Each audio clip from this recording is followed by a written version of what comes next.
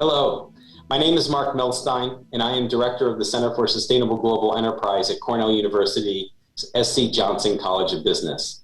For nearly 2 decades, the center has been conducting applied research and teaching on the growth opportunities companies pursue through competitive strategies that address the world's most pressing social and environmental challenges. I want to welcome all of you and thank you for joining us for the 6th Annual Cornell Business Impact Symposium. Tonight is the first of 2 panels.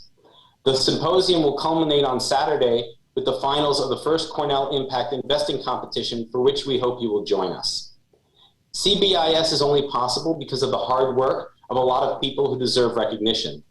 First, thanks to all the students from the 7 graduate and undergraduate clubs that collaborated with the center to organize CBIS.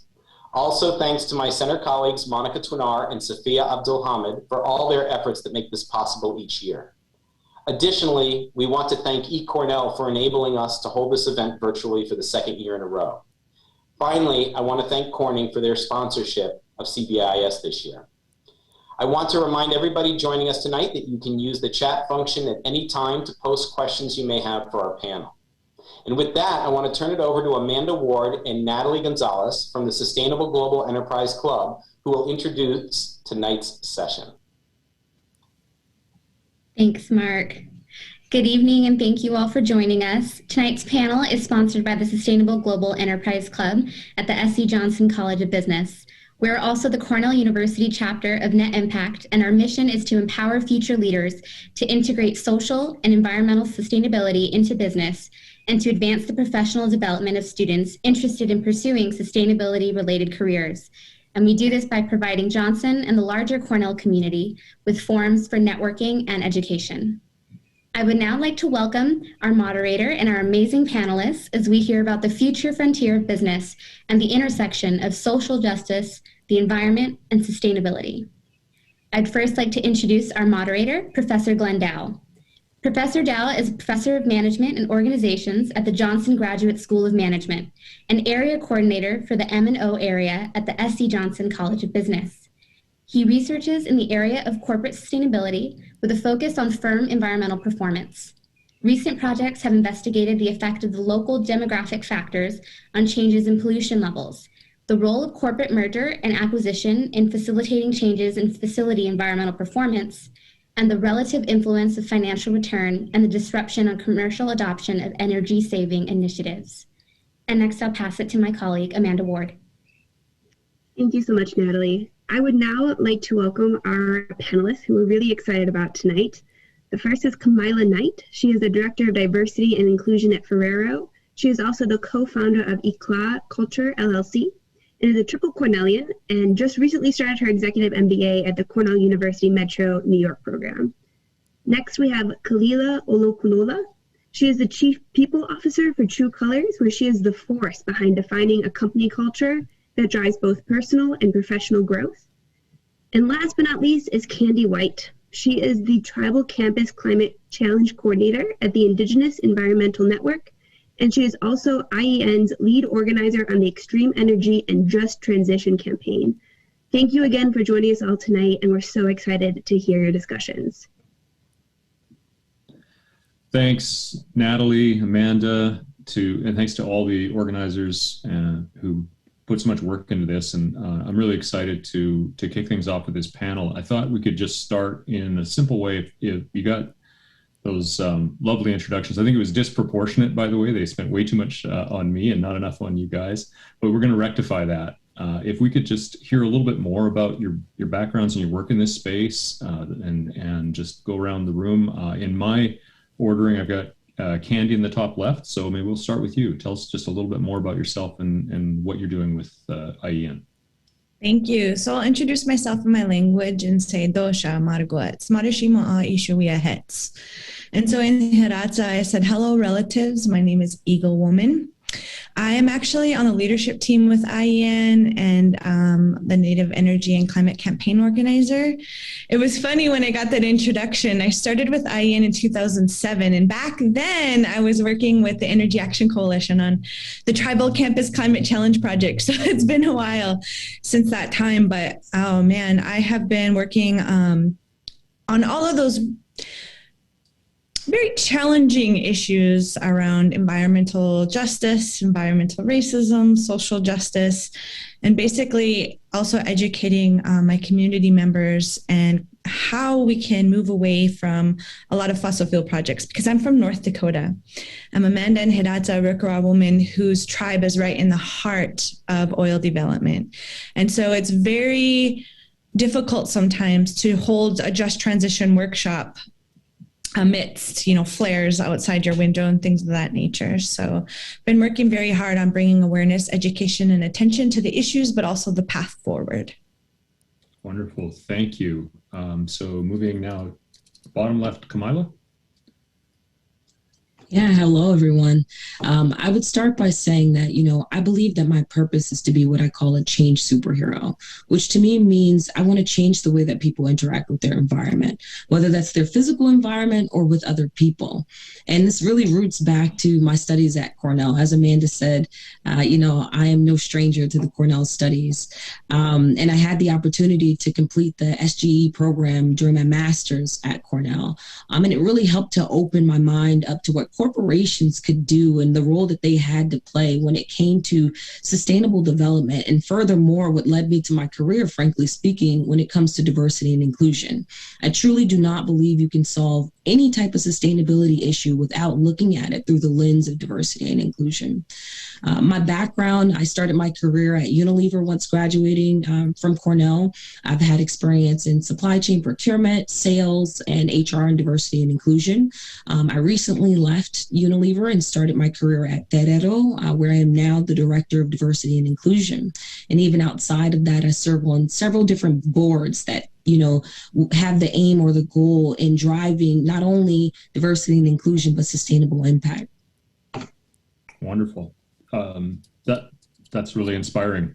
Kalia, KO, I'm going to go with for the rest of the panel, if that's okay. Yeah, that's fine. That's perfect. I'm Kalia Alonzo, also known as KO.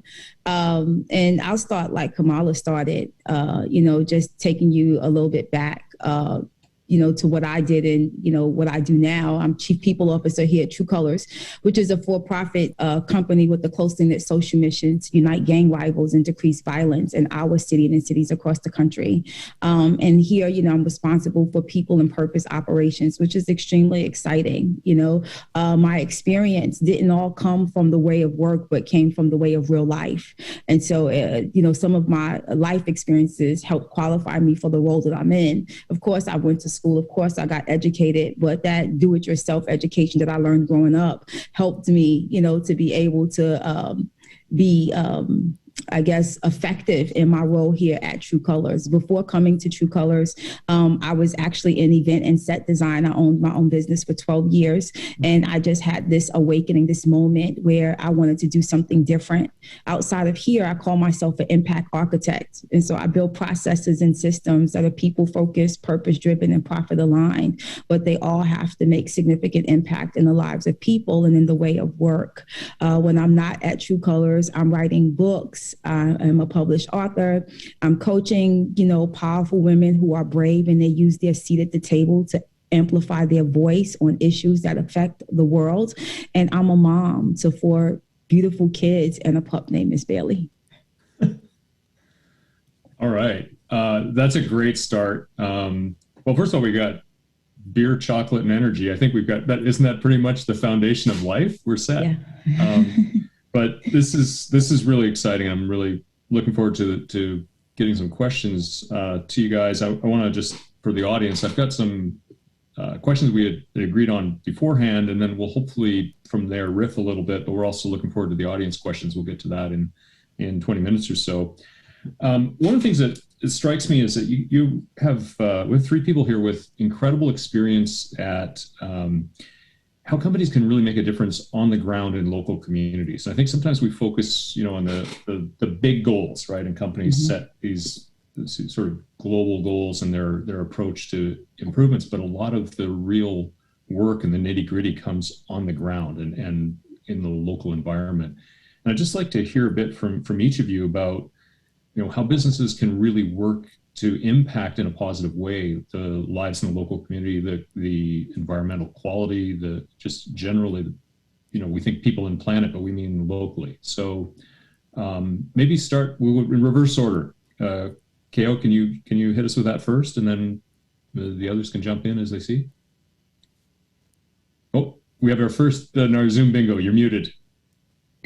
Yeah, thanks for that. Yeah. So if I heard your question right, you talked about how companies can address some of the things and the challenges that are happening that they face. I think, for us, at least at True Colors, mitigating threats is being prepared, right?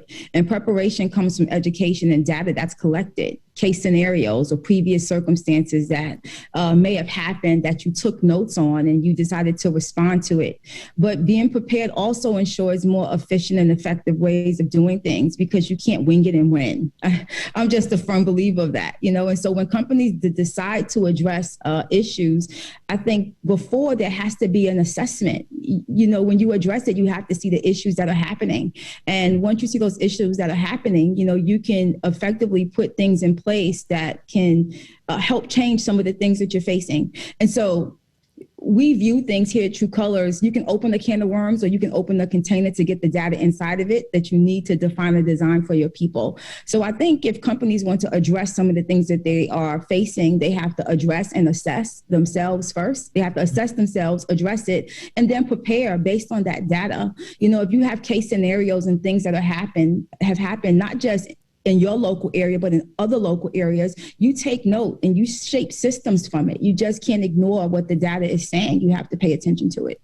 Interesting. So it's starting with this preparation and just awareness, as opposed to sort of single-minded focus on the business, thinking where you're embedded. Yeah, so you have to be prepared. You have to mitigate the threats by being prepared. But when you address it, it forces you to assess yourself, because when you look at yourself, you realize that there may be more challenges there. And so it forces you to have that tough conversation to say, these are some of the things that we need to resolve. We fight gun violence. And when we see issues, we have to address ourselves and make sure that internally our culture is where it needs to be, so that we don't always have to rebuild trust every time something happens. Oh, interesting. So okay, thank you. Kamila, you want to? Yeah. So in building off what Ko said, I agree that companies definitely have to make sure that their own houses are in order before stepping outside to try to correct something. But then even furthermore, I think, going back to what I mentioned even in my introduction, businesses have a huge role to play in, impacting local communities, just because if you think about it, businesses create the things that we put on our bodies, the things we eat, we drive around in, so forth and so on. And so when you think about it, if you use your brands and products as a means of actually influencing consumers and educating consumers, I think the key piece is really that educational piece. There's no limits to how you can truly, affect the lives of people in local communities. Examples of those things are like, for instance, Dove and the initiatives that they've done over the past few years with self-imaging, especially when it comes to young girls, and, targeting things like the SDG goals centered around health and well-being. Or when you think about, the recent things that Dove is doing around the Crown Act, where they've helped to launch the passing of different laws in different states to stop discrimination against natural hair in schools and in workplaces. And so, bottom line is, again, that's affecting real change in communities and changing the way that people are engaging with one another, as well as the way that they perceive things. And you're using the brand power and the company's influence in order to do that. Furthermore, even things, when we think more traditionally about sustainability, we might think more so along the lines of packaging materials, right? Even with the way that, different companies are coming out with different packaging and educating their consumers as to why it's important, that there is impacting real change amongst different communities, even as far as like just encouraging people to come back to the store to refill a container. You're impacting real behavioral change. Nice. Thank you. Candy, I know you come out there from a little different angle than this. Right. I was thinking about it as you both were speaking in terms of the responsibility of the business owners and the companies, right? And so often in the work I do, which does revolve around environmental justice and around social justice, and then the issues we face with the climate crisis. That's like the work I do with the Indigenous Environmental Network. My master's degree is in environmental management. So that does include all of this, the sustainability around how we're managing And I agree totally. Education is a big part of it. I also think that these companies and businesses have to have more of an opportunity for people like myself to be at the table, to give some of these ideas, give some of these things that we're thinking about that we want for our children. I am also a mother of 2 young kids. And I'll often say, my daughter, who is 7, will say, well, mommy, if this is bad for me, why is it here in the store? Why are they selling it? And that is the question I've had on my mind is, why is this being sold? Is it more just about, I'm going to just make money. This is my business. This is what I ventured into. And I kind of think about them and how do we help these businesses move towards sustainability if that wasn't something that was on their mind when they came up with their business plan. It's always about how do we protect the people that are trying to make a livelihood and have a job while we're also not impacting and harming the larger environment and our kids for future generations. And by doing that, we have to have a seat at the table. However, in a fossil fuel state like North Dakota, that can be very difficult. The reality is that we've knocked on the doors, we've gone to ask to be in the meetings. And sometimes it's very difficult to even work with our electric cooperatives, for example, if we're talking about energy. They're very fearful of change in some cases. And so it's constantly having trainings maybe or tactics on how we can have a seat at the table where we're not a threat, that we're actually going to help the business in the end create even more. Just to follow up on that a bit, so I come from Alberta, Canada, which is similar. The fossil fuel industry is really the driver of the economy, and I think, is it for you, one of the issues is fear of transition and jobs and what that means? Is that also something you see in the community members, or is it really more the business side?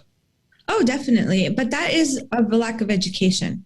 It really revolves around business as usual. This is the way it always has been, and this is what works, so we got to stick to it. It's a human nature to fear change. That's just a trait we have inevitably and invariably. And so bringing principles to the forefront where people can actually see themselves in a position that's different from what they have now, that starts in our curriculum. We're working with Haskell Indian Nations University in Lawrence, Kansas, for example, to put just transition curriculum into the college system. I would like to see that at the elementary school level, so that we're not only learning about our presidents or something like that, but we're learning about how we can make a change at a very, very young age. And it's naturally ingrained with us before we even get to the college and secondary educational levels, because we're seeing that that's lacking too right now, is that type of education that's being taught in the school systems. Right. Thanks. So people can feel a sense of agency and engagement with these issues and not sort of take things on face value. Yeah. Mm-hmm. So when we think about, by the way, those were really fascinating answers. We could spend the rest of the hour on going back and forth on those questions, but then I'd get fired and wouldn't get asked to do it next year. So when I think about the kind of efforts you're talking about, the business scholar in me starts to think about measurement, right? So, all these things that you want to accomplish, eventually we have to look at and assess them, right? How do we think about assessing success on these, the effects you're having with the communities, with the people you're engaging with? And is it, well, let's start with that. How do you think about How do you think about assessing effectiveness? Anybody who wants to jump in can start. I'm happy to start. I think that it's a mix between qualitative and quantitative. And I say that in the sense of, how do I say, I truly believe that we shouldn't attempt, because we don't currently know how to measure something. Like we should always go after it, whether we see a way to measure it or not, because you never know, number one, what can be uncovered in that. But when it comes to D&I, like I said, I think it's a mix between the two. For instance, it depends on how many communities are you actually reaching. You can measure it that way. You can also look at the different demographics that are using your products and or engaging the the different learning opportunities. And to Candy's point, even like, the opportunities that are actually being put out there for people to actually be within the business. Also, you can, measure it based on surveying or focus groups, especially if you're looking at it from an internal perspective. And then, just looking at the overall change in general. So that's where, to me, the mix comes in. And so, but even you're saying, don't wait for the measurement to start trying to engage this, because you can sort of get paralyzed. Is that? I think so. Absolutely. Because I think oftentimes, especially from a business perspective, we're always looking to slap KPIs on something and have actual numbers associated with it. Whereas when it comes to this type of work, a lot of times you can't necessarily slap the numbers on right away. It takes a little time. You have to do a little bit of digging to actually understand what the problem is, and therefore how that specific problem should be measured within the overall scope of diversity and inclusion. Nice. Yeah. Thanks. Yeah, I completely agree. Not everything, is quantitative. There's some things that we look at here, which is going to sound really weird, but we pay attention to a ShotSpotter dashboard because we are focused on gun violence. We look at the impact and the measurement of our team members who are growing in education, that are growing on their career tracks. But there's some things that don't have a metric system to them that we have to redefine. And you redefine and you base your system based on those action items that you put in place. It can be informational metrics, it can be vanity metrics, it can be actionable metrics, whatever it is. We don't have to use a system that's always been in place. And I think that we've done that for so long. We can design a system that we actually measure. For an example, how do you measure workplace kindness? Just as an example, how do you measure workplace kindness? And you can say by how many people are going out to lunch together. And so you're offering a lunch and learn opportunity with people to connect. How many people are showing up at certain times and leaving at certain times? And so you begin to define the metrics yourself, because there's nothing in place. And based on that scoring system, I think that you'll see how much impact you're making based on what you're scoring. And so what we've done has always worked, but we're in 2021. We have to build something brand new. Nice. Thanks. Mm-hmm. And I'd like to go back to KO's first assessment around being prepared and being ready, right? And like having information and knowledge readily available. So for me specifically, working in North Dakota, I'm talking about what I know. I can't go outside of what I know. But like we have 18 rural electric cooperatives. I have to find out who are they basing their power from. And what I'm finding is that they're actually tying themselves in with larger electric cooperatives, like Basin Electric Cooperative, that relies on coal, for example. And so it's saying, okay, 99% of the revenues that you have coming in are based on coal. What could we do if it's 2021 and we're moving towards a renewable energy system with solar and wind? Give them the baseline studies on what is available in our state, in any other state for that matter, of what is available, and look at how much money we could save you and your consumers if you invest into this. The scariest thing is the upfront cost. And so maybe you could do listening sessions, is what I call them in my community, and say how many people are willing to go to your rural electric cooperative and say, hey, I'm in. What can I do? Do I need to pitch in for that upfront cost so that later on down the line it's better for me? And that's one of the things that we've been trying to do in order to get businesses on board with where their energy is coming from. Again, it's an education. They don't really pay attention to that necessarily. It's like, I turn my lights on, I pay my bill, that's it, end of story. And so how do we get companies to really assess where that's coming from and how it's impacting us globally, locally, regionally, all over the scale, and say, hey, actually, we could do things differently in this way. How many of you would like to see this? And so those listening sessions are imperative because they want that hard data. They want to see that their people and their constituents are telling them that this is what they want, but they can't do that until they know that that's even a viable opportunity. And so that's one of the things that we're trying to work on, is creating that awareness and education that, hey, you're actually going to save money and the planet. Isn't that great? And usually they're like, okay, yeah, actually that is. And this revolves around local businesses, small businesses. And if they can save overhead, well, maybe they can expand their business to help in other areas that they hadn't been able to before too. Nice. Thanks. We're seeing a lot of companies rushing in to engage in ways that maybe we didn't see a few years ago, whether it's recent companies making stands against the changes in the voting laws, or before that, the bathroom laws and so on. But how do we, what do you think real social responsibility looks like, real triple bottom line thinking looks like in companies going forward, as opposed to maybe the performative, this is an opportunistic approach? How do people tell the difference, I guess, if they're looking at a company? How do they tell the real ones from the opportunisms?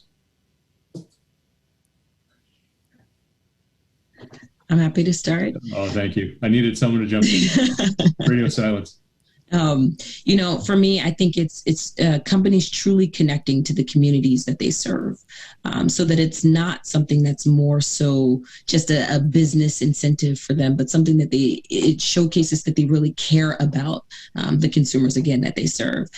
So one of the ways that I've seen companies do this very well is by connecting their different initiatives to, the different sustainable development goals even, and then looking at it through that diversity lens and understanding, okay, the SDG connects to these company goals. And so now how can we dive deeper to understand what our efforts are, and or what we could do is directly impacting different diversity groups. In addition to that, I think that, ways to differentiate companies that, are doing it genuinely versus those that are kind of being more reactive, to the point that you made earlier, Glenn, is by looking at, how are they actually improving the livelihoods of people? Who's buying their product versus who was, several years ago, and understanding how people are internalizing them, and or, again, as I mentioned earlier, changing their behaviors as a result of them even using the product.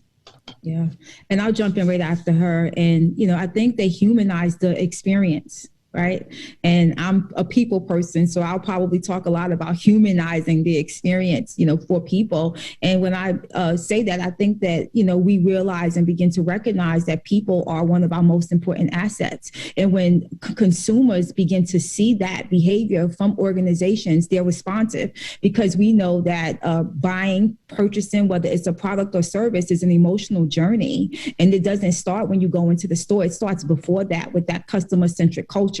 I'm having a conversation because I speak the language at the level that you're on. And so we have a direct connection. And when we have that connection, and I'm consistent and I have follow through, and like my K counterpart said, they see the impact that's being made with the brand, and with the recognition from others who see the impact from the brand, they become responsive and they have buy-in. When you ask your customers questions, or when you ask your employee questions, and you take that data and you define it and design from it, people are more inclined to support you and be willing to serve you and believe what you say, because you didn't make a decision on your own, but you made a decision based on a conversation that you had with them. Nice. Yeah, that's right. I agree with everything that was said so far. And again, from my spin, we have consumer activism. It's understanding the product that you buy, that whatever you purchase, whatever you invest in, how is it impacting somebody else? Where is that source coming from at a local level? And this often in the U.S. is from other countries. It's impacting other communities, and often in negative ways. And so just being prepared to also call out a company. If you've already tried to say, hey, this is actually negatively impacting somebody in the Amazon, for example, how are you changing your ways? And they just ignore you. Well, that's when you start coming out with the reports. Like, we did a banking on climate change report that recently came out, our 2020 version, and it calls out the banks that are funding socially unacceptable companies. And once the companies start getting in the spotlight and they're like, oh crap, somebody's actually following us, that tends to then make them change their ways. And we don't want to be like that, but it's like, hey, don't put us in a position where we're asking you nicely to change, but you don't. And then we have to call you out. And so, there are other ways to go about it to make sure that people understand exactly where their products are coming from and how that product is impacting somebody on a global level. That's interesting. How much? So that can often be a sort of a slow process, though, right? You're talking about starting with the consumers and educating them on where it's coming from, and with the complexity and the opacity of supply chains, and having people actually understand what they're buying and how it impacts. How do you how do you make that investment? And well, just, when when the discussion came up, Camila was talking about quantitative versus qualitative, right? When you're working on qualitative studies, they can be very long. Our organization is 30 years old. And so we have the ability to use these sort of baseline studies from 3 decades ago and to say, look, the big picture thinking is that humanity sort of has an ego. We can live for 100 years, let's say. That's nothing. That's the blink of an eye Earth time. We have to always be thinking about what we say 7 generations ahead and also 7 generations ago, how things were then, how things are going to be, and keep that larger term, big picture thinking in mind and check our own egos for what we're dealing with right now and say, how does this actually impact somebody else that might not be in my generation? And that is how we're able to have the patience to say these studies have to be done. This has to be looked into, and we have to have informed consumerism because it's a problem globally. Wherever we buy products from, and I don't want to start naming specific products because I don't want to give shout outs to companies and stuff, but there is a lot of things, whether it's beauty products, whether it's the food we eat, our baby foods, for example, down to the deodorant that you might use. And how is that actually impacting somebody else? But how's it impacting you too?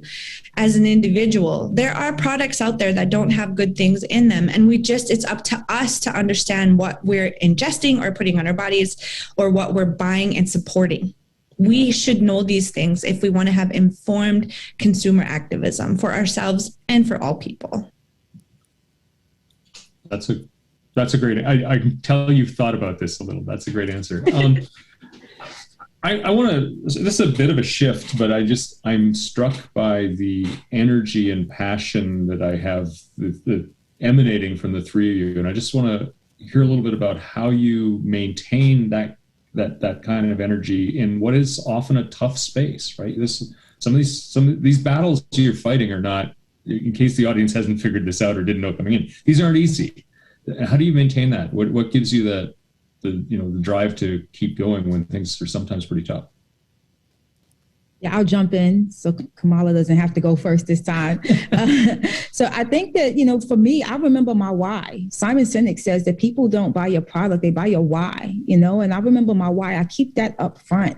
I realized that, I'm not a performative activist. I'm not an ally. I'm an alliance with my team here. I'm here for the mission, for some of the things that they faced in their life, not the main issue that we're fighting, which is gun violence, but all the root issues that leads to that, because that's the tree and the leaves that we see. But there's some deep-rooted issues that are generational, like lack of education or resources in the inner cities and the communities, and economic disparities that have been passed on through generations and families that live here that have to be addressed also. So I'm committed to the why, not just trying to find a way to reduce gun violence, but finding a way to impact the lives of each individual that comes in, because I understand that if you can change an individual, he can change his household. And if he can change his household, he can then go in turn and impact the community. And then it becomes a cycle, an ecosystem that we can create of change that you had this amazing opportunity to be a part of.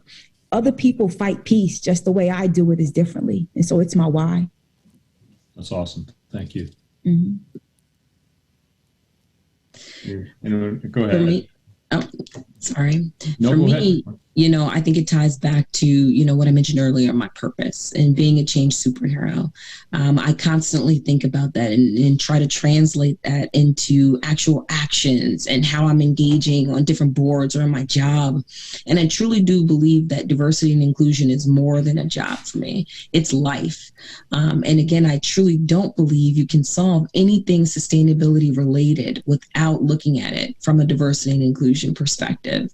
And so that's what gives me the energy, is knowing that I'm doing something that is potentially going to create a better place that's more inclusive, equitable, and drive sustainable change for everybody. Yeah, I like that. I like both of what you ladies shared. That's really important, especially the why, because I never called it that, but that's always what it is for the work I do, right? I grew up on a reservation in North Dakota. I'm a cancer survivor. We have really high rates of cancers and asthmas and really a lot of problems when it comes to our babies and just the things that are happening to us. And so every time people ask me how long I've been doing this work, I'm like, I'm not sure. It's just something that was there. That's just how we grew up. It's ingrained in us. It's not really a job. I mean, I did go to school for it, but it's because I was interested in learning more about it. So I think I really like the way it was framed, and would also say that, there's a big part of self-care where you have to practice self-care because the work is not easy. I recently lost a little brother who was shot. And my little brother before that was shot when he was young and little. So when it comes to understanding all of us, our global picture, big scale, it's like, how are we all impacted? How is what I do impacted by what you do and vice versa? And understanding those similarities that we have, even if we don't live in the same locations, and then using that compassion and that want and that desire to make things better for everybody overall. I think that's the most important thing, is just being real, keeping it real and relating to people in that way. Yeah. Glenn, if you don't mind, if I can add on one more thing, Candy, what you said was so powerful. I often tell people that it's your pain, your past, and your passion that often defines your purpose, right? And it's the formula for it. And, like, in addition to my why, like, I grew up in Brooklyn, New York, and I was, my mom worked for one of the big four banks, and my dad was a auditor on Wall Street. If he showed up, that meant that the money was funny somewhere, right?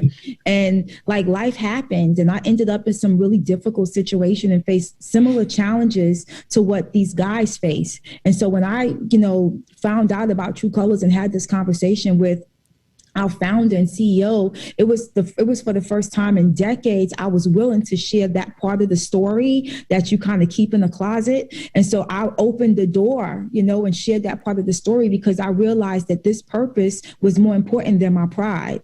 And when I did that, it opened up this door of opportunity to have a conversation.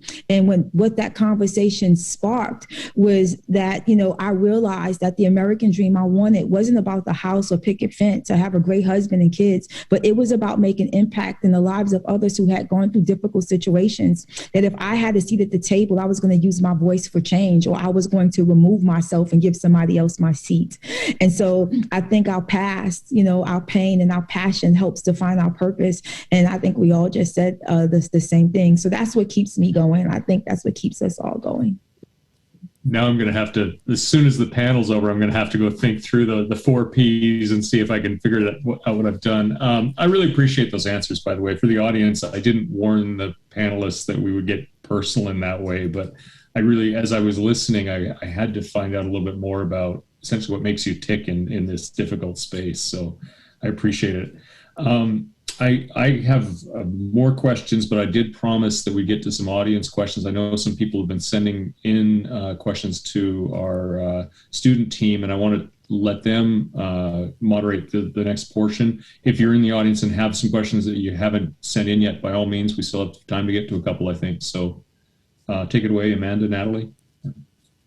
Great, thank you. So for our first question, Candy, you spoke to this a little bit already, but we'd like to circle back. And businesses often take clues from consumer behavior, and so we're curious about how we could mobilize large numbers of consumers to change their consumption habits to be sustainable in a long-term way. And with many consumer goods, sustainable products often do not have the same quality or performance of the so-called bad actors. So how do you convince consumers to pay more for less? I try it on myself and let people know the product reviews. Like, actually, that didn't work at all. Like, I'm sorry, but that didn't work, or something. But I think a lot of it is just having that ability to get out there. So social media, for example, this is stuff we didn't have back in the day. We didn't have Facebook and Twitter and Instagram and all these different things that we can now use to let people know from our own perspectives. And that's how I operate, is I try to see stuff like, oh, I'd love to have that, but I can't really afford to this goes in this category because it's not affordable. If it's not affordable for me, it's probably not affordable for people in my community. So they're not going to be tuned into it either. That's just the reality of the situation. Does it smell good? Does it work? You know, all of these different things that we can take the onus on, but in a large way, in a large scale, it is really difficult because you have to remember that it's by region, it's by location, and there is no one size fits all. That's the biggest thing about corporations and marketing. They want everything big and large scale, and this is good for everybody. Like whenever I talk about just transition, I'm sorry, but there is no one size fits all. You're going to have to be patient and understand that it's region by region, person by person, sector by sector. What works for my hair example and for my products aren't necessarily going to work for other people. And that's a big, big thing that consumers get stuck on. They're like, oh, I don't understand why, you know, she's all saying this, and that's not a good thing because it's a dividing tactic. We have to understand that even as cultures, we are different. And there are differences, and that should be good for businesses because then they can then cater to different people and their needs and their structures. But large scale listening sessions, I would say, and going out to the people and actually taking the time, which Mark or Glenn, you pointed out, can take some time, you know, but that time is necessary if you want true and good results. Interesting, which gets back to the measurement part too, right? If you're thinking about this and being ready to not have these measures have to, you know, hit targets within a couple of months, 6 months that we sometimes get impatient for. Mm-hmm. Sorry, I want to make sure the other panelists get a chance to weigh in too on the consumer side. Yeah, I think to drive real consumer behavior, it really does take kind of doing like a cost analysis for consumers, right? To go back to your point, Natalie, of why would consumers pay more for less, essentially. So helping them to understand what is exactly the cost. It's not a monetary cost that you're incurring by not using this sustainable product, this product that's better for the environment. And I think once that connection is made, you know, that changes the whole story with regards to what consumers will choose. I think in addition to that, as we continue to normalize sustainability and sustainable products as being like the norm, if you will, of what we use, the cost piece won't even be a factor because it'll just be what it is now. The market will drive it. I completely agree. I'd only add a few things that mobilizing happens with proper messaging, right? And that comes with educating on the options that you have. People want to know that they're making impact because they want to feel like they are part of the overall solution. And so for companies, I think that if they want to mobilize consumers to help change their consumption habits, they have to show them how they fit in. You know, how do you fit in the big picture? What kind of impact was made based on your purchase, you know, because you're right. People won't pay attention to the price if they know that the potential of what could happen by their purchase in itself. What I learned for us, again, going back to the company I work for, True Colors, is we're brewing beer. The country doesn't need another brewery. This is just the reality of it. There's beer places all over the place, but people are going to align themselves with the social mission because they realize that every time that they pick up a can, that they're going to be making impact in the lives of others and helping decrease gun violence. Going back to that why and going back to that proper messaging and educating people on their options and showing them that they fit in. We can't do this without you. And that emotional connection builds a bridge to having continued conversation, and they become brand ambassadors because they're a part of the solution now. Nice. Thank you. Amanda? Yeah. So that's great advice for like the external motivations. And we kind of talked a little bit about internal motivations and aligning your company. But I'm wondering if any of you have any advice for employees who want to advocate from within their organizations. How should they go about doing this?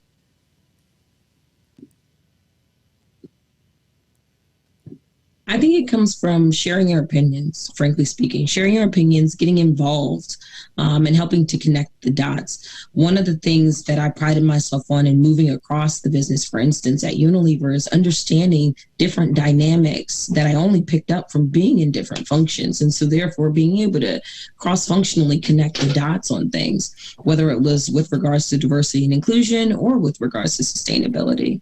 I think it also comes from being involved in things like business resource groups. I'm a huge advocate of business resource groups within companies because I think that that's one of the drivers of cultural change within a business.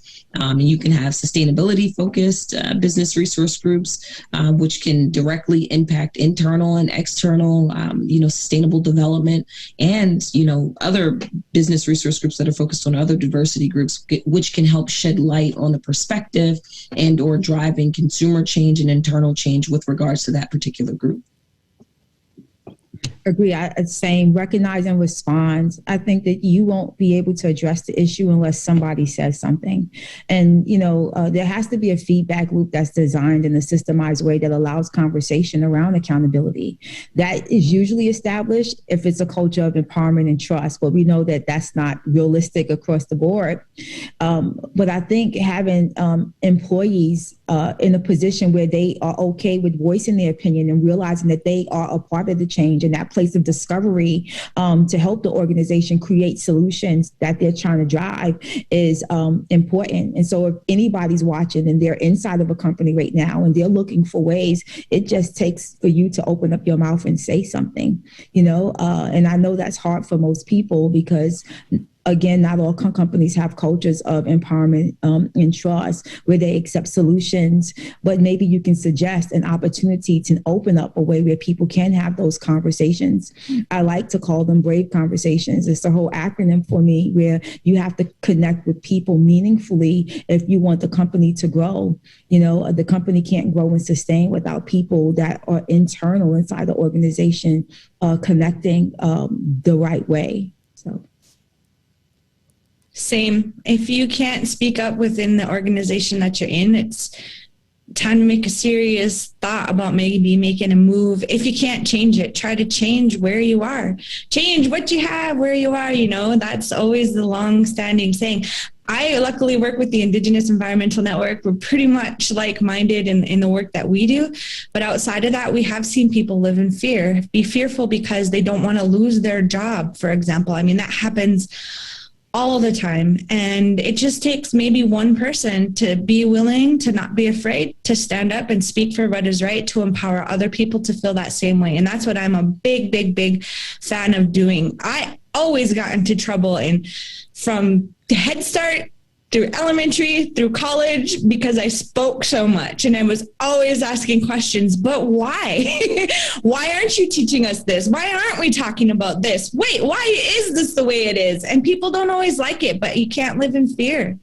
It has to be an empowerment moment where you as an individual can speak up and make your voice heard.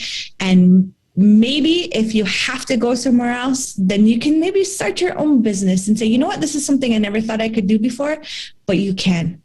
Yeah, Amanda, I want to add one more thing on. I think that what Candy's, what she said is powerful. You have to ask yourself, do you still align with the culture and the values, the vision, the mission of the company? A lot of people join companies because of the sustainable impact that it's making. And if the company begins to take a shift, in a different direction, you have to decide if you still are a fit there, because most people connect, and become alliances with organizations because of their why, and so if their why changes, sometimes yours has to also. So if employees are looking for ways, I would again assess where you are and make sure that you're still a good fit. And if you are a good fit, see if you can be part of the solution that needs to be driven in the organization that you work at. Excellent. Did we have more from the audience or?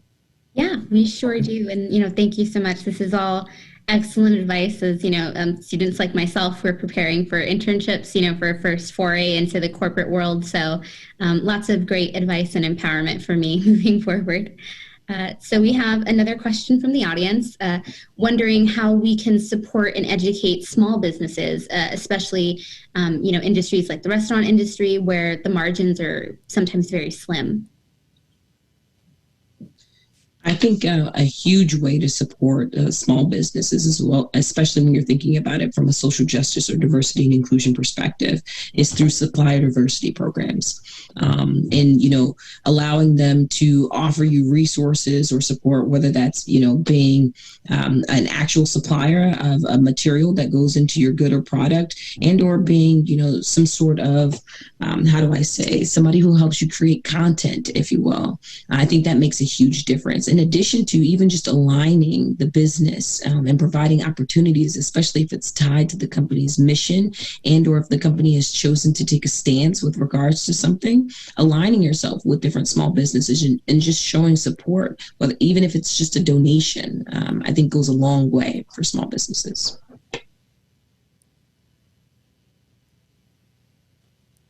I guess I'll jump in there and just add that it is a huge problem, no doubt about it. Like I said, grew up in a small town, and a lot of businesses shut down because of the big box stores that came out and could sell things for cheaper.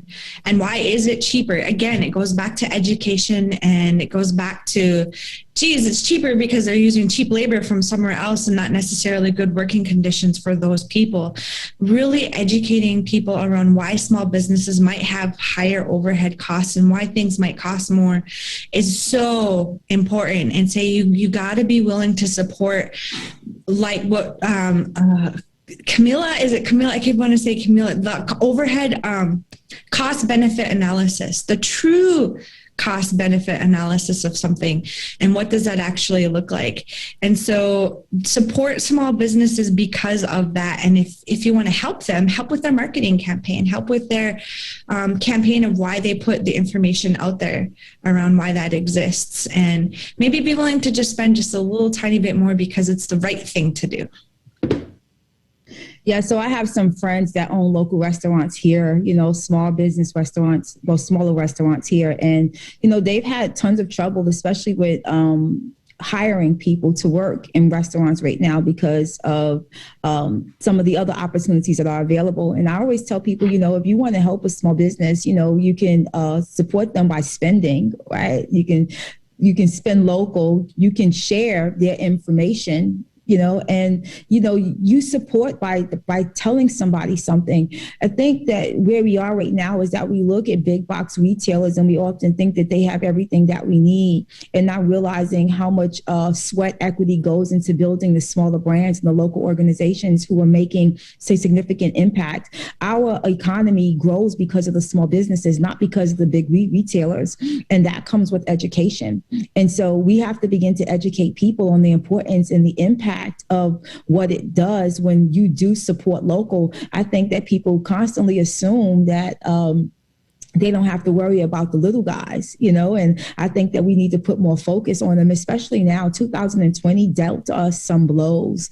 And now that we're in this process, some organizations of rebuilding, we have to look again. And then looking again, it takes education. It all spins from there. People can't do it if they don't know. And so a big way to support small businesses is begin to educate people on the impact that they can make with their dollar, with their spending, with their sharing, and with what they say. Nice. Okay, so I think we have one more audience question, and Amanda? Yes, thank you. This has been great, very interesting discussion. Turning it now to the effects of COVID and what we're currently seeing with businesses.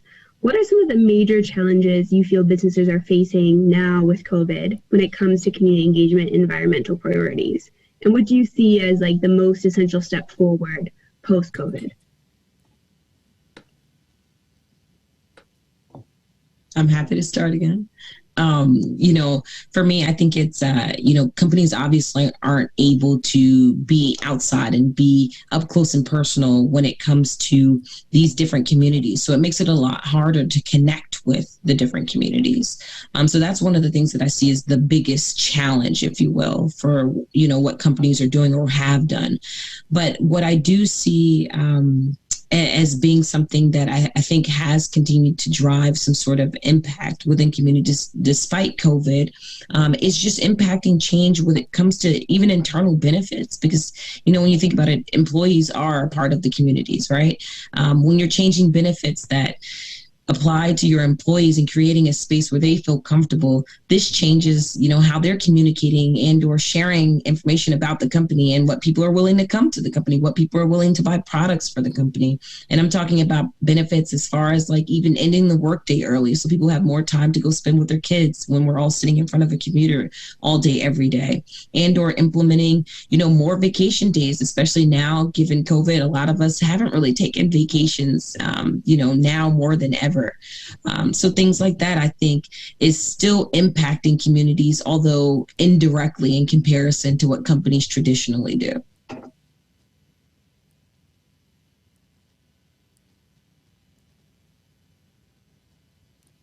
I was waiting for KO to go. Did you have? Okay, I'll just say, I feel like COVID was an opportunity and still is an opportunity to see how we can change things up and how we have to change things up. More vulnerable people have shown that, the bigger scale isn't necessarily the better scale. If we have safety in smaller numbers, then we should rely on that and go back to that and show how we can change things up in a way that maybe we don't have to be always looking at consumers that are the more we have, the better, the bigger, the better, but the more quality of the person, the more like relationship that we have. That's what comes from small businesses. I think that we were saying that all along. When you build that relationship and that trust, those customers are still going to be there for you. And I think businesses need to see that that is more important than how many you're shoving through the door or how many you're getting to sit down at your restaurant. One of the things I've noticed is when I go to another country, they don't bring you your ticket and try to shove you out the door and get high turnover rates. They wait until you ask. You can sit there and talk to each other. Here in the US, not so much. We have a lot of turnover. How much can you make? How much can you make? And when COVID hit, that showed that, hey, if you don't care about that person, they're going to show you that, hey, I'm staying home. I'm scared. I'm not really caring about you either. And that's a two-way street. So if you have a relationship with your consumers, you can rely on each other and support each other in times of crisis. If you don't, you don't. Yeah, and to add on to that is, personally for us, we've had to pivot, during COVID, because there was just some things that we did that we could no longer do. These conversations that we had of peace talks, we could no longer have on blocks. We had to have them in Zoom rooms. Right. And so which was imperative to our mission. So what we had to do is we had to restructure how we profited, how we prospered. And that came with changing how we messaged. I believe that if you can change your message, it can adjust your money. I know that's crazy, right?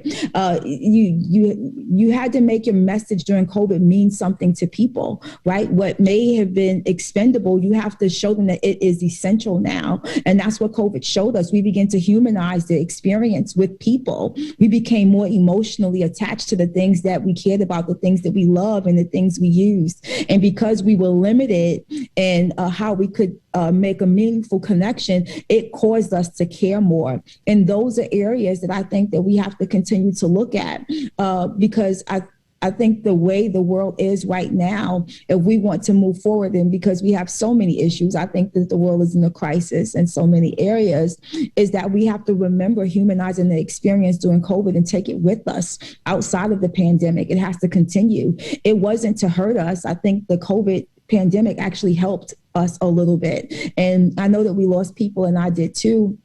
Well, what we learned is that it's important to make a meaningful connection with people. And I don't know how we do that or if we can sustain that emotional feeling that we experience, but we need to do it. And so again, change your message. It'll adjust your money and show people that what once expendable is essential. I need to be able to connect with you and have a conversation in person, not on a Zoom room.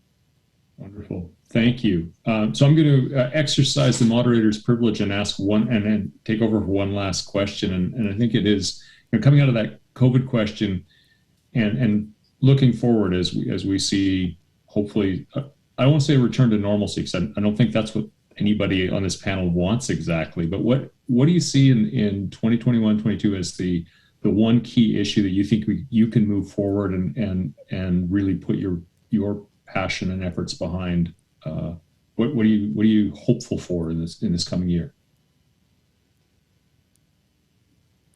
I think, go ahead. Nope, go ahead, KO. KO, go for it. Yeah, so for me, I think early on I talked about having brave conversations, and it's something I really thought about during COVID-19. And I made brave into an acronym. You know, I'm the acronym queen, right? And so like the B for me is break the ice with others different than you, you know, demographics, socioeconomic status, education. The R is rediscover who you are and who you're not so we can fill those gaps in between. The A is accept responsibility for the things that you do and the things that you don't, that you kind of know you should. So hold yourself accountable. And the V is venture outside of your comfort zone. That can mean your community, your way of thought, and your belief. And that E is to encourage, engage, execute the system to build a culture of community, one of equity and inclusion. And so for me, what I'm looking for in 2021 is for people to begin to build bridges and break down barriers with brave conversations. And by sparking a conversation, it challenges what you believe about a person based on where they live, how they grew up, or what they look like. And so coming out of COVID, that humanized experience that we felt, we can continue that by way of conversation and build meaningful relationships. And companies can do the same among their employees and their team members if they open up their ears and they begin to listen to what they're saying and using that data to drive and design what they're going to do next in their mission, their vision, and their values. Wonderful. Thank you. Candy, Camilla? Go ahead. Oh, you're muted. Come on. Oh, I was telling Candy to go ahead. Oh, okay. You're on a cold call. Okay. But I can go. You know, for me, it's kind of rooted in what KO said in a sense. But, you know, in COVID, I feel like a lot of the things that have been, I'm not going to say quiet, but not as discussed around diversity and inclusion have become exacerbated. So what I'm looking forward to is us coming out of this and maintaining that, people staying interested in it and seeing how not only does it impact other people, but how it impacts themselves, how it impacts our environment, how, again, we need to be looking at sustainable development goals and initiatives and carrying those things forward. So I'm looking forward for, you know, again, us maintaining that and growing that and seeing the change that comes from it. Thank you. And I would just follow up and say that I'm looking forward to people staying woke, to understanding how vulnerable we really are as humanity and as life on this planet, and how we cannot continue in a really one-sided capitalistic model of consumerism that we can grow and grow and grow and grow without having any impacts, because that just is not the way it is. What we do in our work is talk about a decolonization of our minds, and that is a really hard thing to do. We do it through many, many forms, and it's as simple as coming back to you and your inner self as a person. How am I impacting everything around me, and what kind of ripple effect does that have for future generations all the way down the line? Even when I'm gone, how are these impacts going to impact people around me? And so really looking at a just transition in a way that makes sense for you as an individual, for your community, and then for the planet, all these different steps, short-term goals, long-term goals, even if that means getting out of your house, getting off your computer and going outside and putting your feet on the ground and reconnecting with that which we are made up of, which is literally right outside our door. If you can find grass in the cities and go to the areas where you can reconnect, because scientists now know that we are made up of elements that the earth is made up. So when we lay on the ground, we actually feel better. There's scientific studies that prove that, you know, and when we feel better, we can make people around us feel better. So reaffirming your own connection with the sacred, which is a really native thing to say, but what does that mean for you? Because all humanity has that blood memory. We all have it. It's just tapping into it and wanting more for our kids and wanting more for the planet as a whole, not just ourselves, but everybody. That is what my hope is for. That is fantastic. I think KO wanted to tag on to one little piece of that. Yeah, just like, you know, the whole like going and connecting with the grass. I think that message there, and I really think it's important today before we end this conversation, because all three of us come from different industries. And so social justice and sustainability is not always on the front line. It can be in the fellowship right? We don't always have to have a picket sign. You can produce a plan that educates people. So how you protest may be different. And so for the listeners and the watchers here today, the way that you protest a thing may not be like everybody else, but what you have in you, you can use to provoke change, whether it's connecting with grass, purchasing a product from an organization, creating education for people who are looking for work that may be a second chance hire, or providing information to someone who may not have access to it. So social justice and sustainability, it doesn't start with it starts with you. Oh. Well, I'm reluctant to even say anything after that and bring the entire thing down a bit. But this has just been an incredible hour and a bit for me.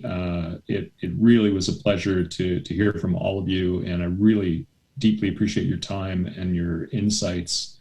Thank you so much. It was inspiring and really informative. I want to turn things back to my friend Mark, who's going to wrap things up for us. Thank you, Glenn. That was a great discussion, an important set of topics we don't always get enough time and attention to give in management education. So I really appreciate the panelists, Candy and Kamila and Ko, sharing your thoughts with us. And Glenn, thank you for moderating. I hope folks who are still here will join us for our next session, which starts in just under an hour from now at 8 p.m. Eastern Daylight Time, when we will be discussing pathways to social and environmental careers. Until then, I hope you stay safe. Thanks.